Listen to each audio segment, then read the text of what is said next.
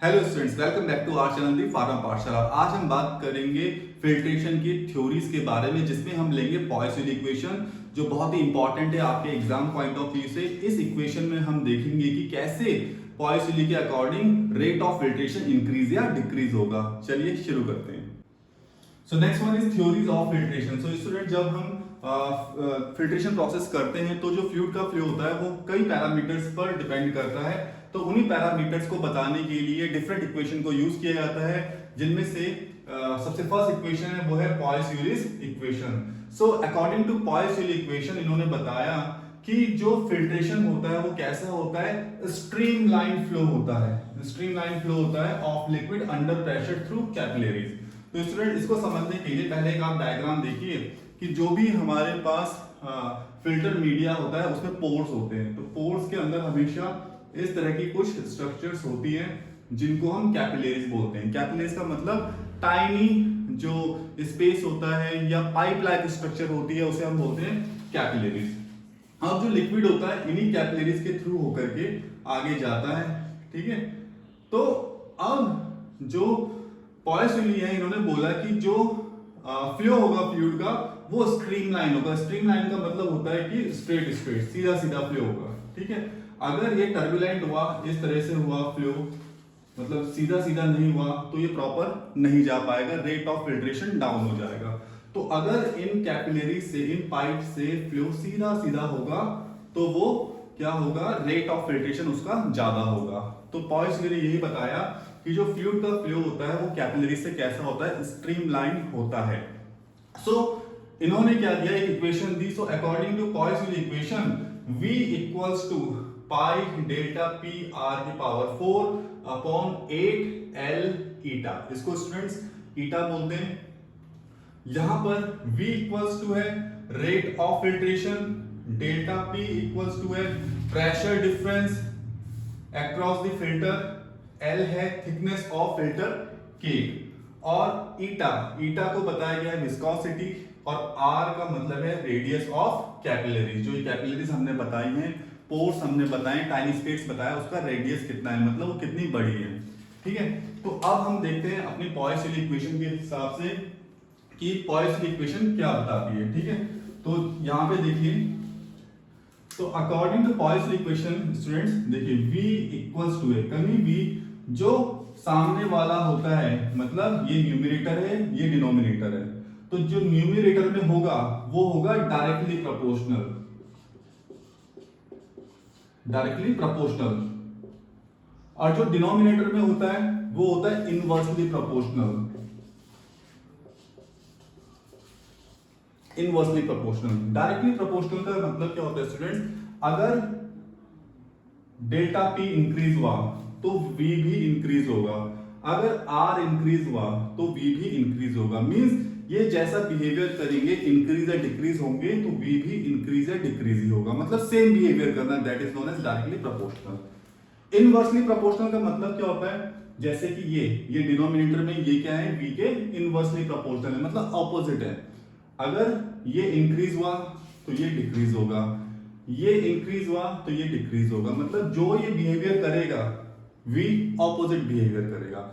तो चलिए according to Poiseuille equation देखते हैं कैसा बिहेवियर हो रहा है और रेट ऑफ फिल्ट्रेशन पे क्या इंपैक्ट पड़ रहा है। सो फर्स्ट देखिए स्टूडेंट्स, फर्स्ट है हमारे पास V equals to pi delta P R की पावर 4, ठीक है। तो पाई की जो वैल्यू हम क्या लेंगे, 3.14 लेते हैं हमेशा, ठीक है, ये हमारे लिए कांस्टेंट है।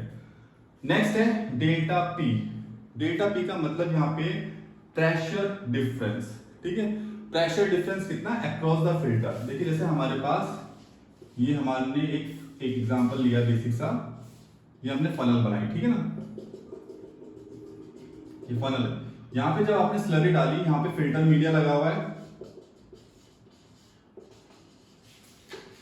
ठीक है।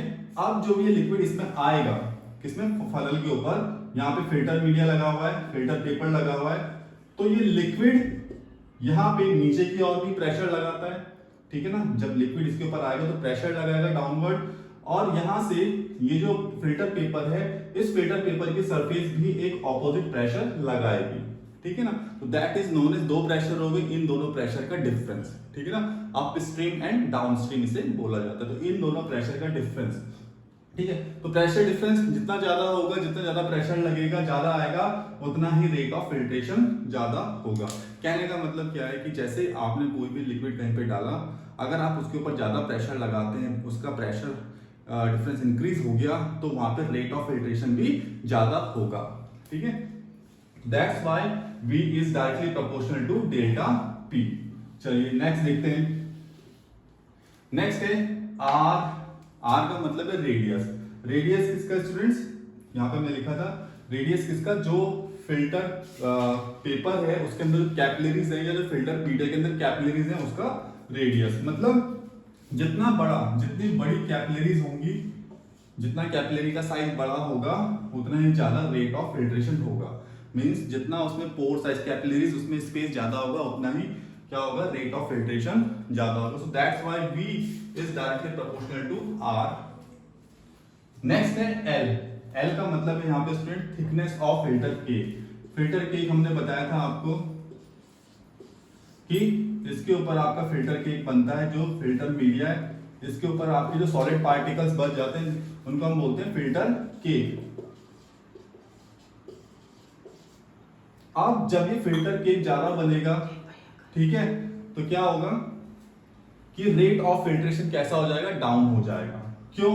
क्योंकि आप खुद सोचिए कि जब फिल्टर मीडिया के ऊपर बहुत ज्यादा क्वांटिटी में सॉलिड पार्टिकल्स जमा हो जाएंगे, तो वो उन कैपिलरीज को, उन पोर्स को भी क्या कर देंगे, क्लॉग कर देंगे, बंद कर देंगे, जिसकी वजह से पोर साइज बंद होने की वजह से फिल्टर जो फिल्ट्रेट है, क्लियर लिक्विड है, वो नीचे नहीं जाएगा और रेट ऑफ फिल्ट्रेशन कुछ टाइम के बाद कम हो जाएगा। सो दैट्स व्हाई ये इनवर्सली प्रोपोर्शनल है।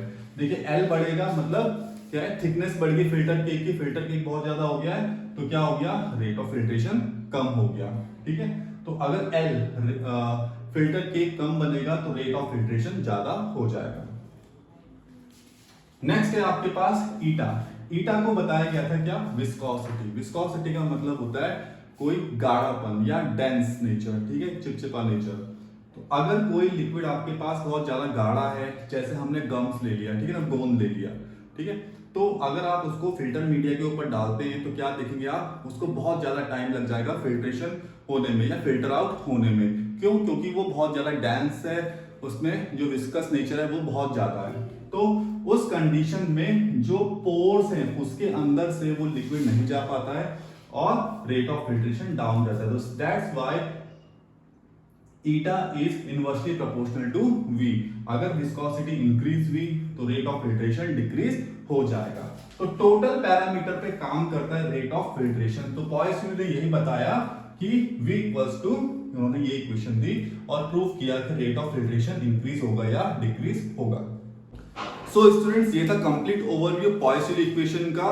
इसमें आपने जाना कि कैसे रेट ऑफ फिल्ट्रेशन इंक्रीज या डिक्रीज होता है according to Poiseuille equation. So students, इसी तरह के वीडियोस के लिए जल्दी से सब्सक्राइब कीजिए और लाइक कीजिए हमारे चैनल दी फार्मा पाठशाला को। तब तक के लिए keep watching and thank you so much.